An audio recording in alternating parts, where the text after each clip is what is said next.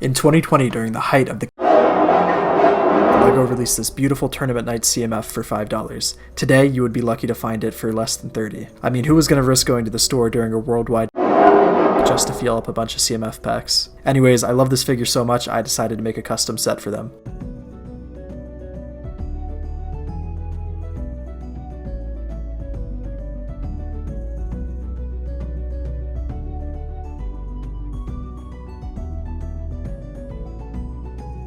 The idea for this video came a few days ago when I was in the LEGO Castle Discord and saw someone talking about the Wacha, a 15th century Korean rocket launcher. It reminded me of this amazing Mythbusters clip where they fired one off into a field of dummies. I immediately knew that I had to build one in LEGO. I searched online to see if anyone had made one before and found a few cool designs, but one really stuck out to me. It was this design by Eurobricks user VaderFan2187 that used spring-loaded shooters for the arrows. This was such an obvious but fantastic idea, I knew I had to try it out for myself. So I ended up making this design that I loosely based off this reference photo.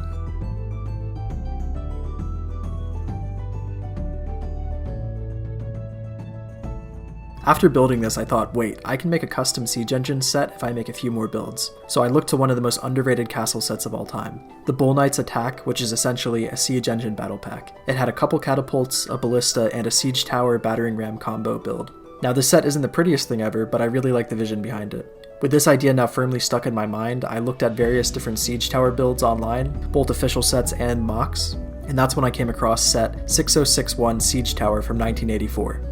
It featured a lowerable bridge to land on a castle wall, and an archer's shooting station at the top. The overall design of the set is super timeless, so I decided to use it as my main inspiration. It's a fairly simple build as I'm not the most experienced builder, but I really love how it turned out. The walls of the tower use this technique where you can take a headlight brick and stack a 1x1 plate on top of it to use for detailing walls. I learned this trick from the YouTubers Edge of Bricks and Cubrick. They're two extremely talented Polish builders that you should definitely check out. When I first finished the model, I realized I wanted to have something inside the bottom layer because it looked pretty empty. And that's when I found out that the weapon rack from the 90th anniversary castle fits almost perfectly inside, and it matched the medium nougat floor that I made on the second level. Speaking of the second level, I used medium nougat for the flooring because I think the color works really well for wood, and it also matches the Wacha that I made. The flooring here was done with a snot technique, so that I could use the other sided masonry bricks to look like wooden planks. It was a bit of a challenge to make it lay flat, but I eventually worked it out. This flooring also allowed for me to attach two ladders so that you can reach all three levels of the tower. Easily the most challenging part was figuring out how to attach the bridge. I eventually had the idea to attach clips and a bar so that the tower and the bridge could fit snugly, and move open and close without a complicated pulley system. Then I attached two ropes to the bridge so that it looks realistic. I was also able to hide the ropes behind a 1x1 rounded stud so that they didn't stick out so much. The archer's floor was the place that saw the most change throughout the building process. It was originally missing the raven shield and the cloth overhang, so it looked kind of boring, so I scrapped that design and started over. I ended up using this incredible technique to hide a shield within a wall so that it fits flush without sticking out too much.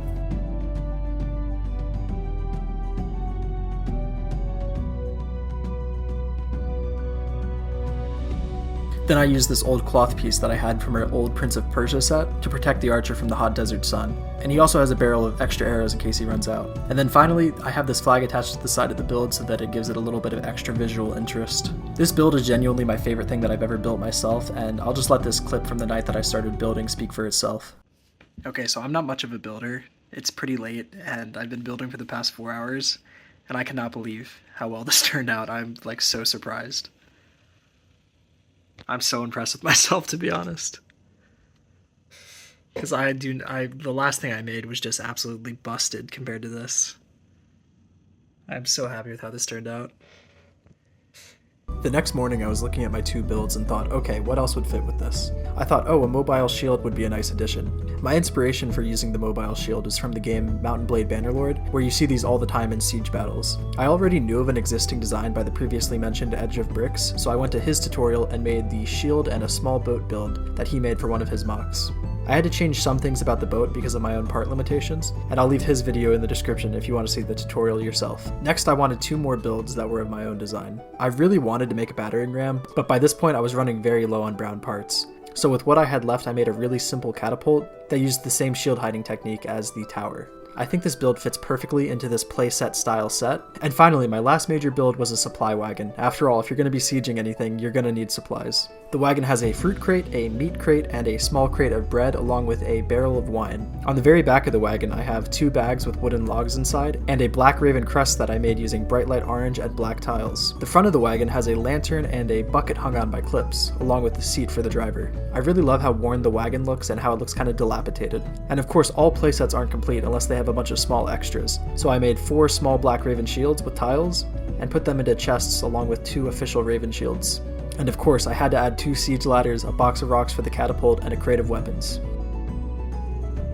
The very last thing I built was a freeform desert terrain. I wanted a basic terrain so that you could set up whatever scenes you wanted with the builds and figures that I made. Like this scene that shows 2 Black Raven soldiers carrying a chest of Black Falcon treasure, with 2 defeated Black Falcon knights slain in the sand. Or this scene where 2 Black Raven knights are escorting a captured Black Falcon lord across the desert. Really, the possibilities are endless with freeform terrain. It was my first time making a freeform terrain base, and I think it came out alright, but it's not as detailed as I would have liked, but it does the job. Finally, let's talk about the figs, what everybody came for. This set has a whopping 12 minifigures. Since I was basing this set off of playsets, I wanted there to be a lot of figures to play around with the various builds. So let's start off with the Black Ravens. We have one of my Black Raven warlords that has dark orange hair and a beard. His signature weapon is a pearl dark gray hammer. Next is the commander of my Black Raven army. She has white hair and this fantastic scarred face print from Monster Fighters. She also has a camel for a mount and a compass. Next is 2 Black Raven Knights with spiked pearl dark gray shoulder armor. These are your just standard Black Raven Knights for the set, your kind of army builder part of the set.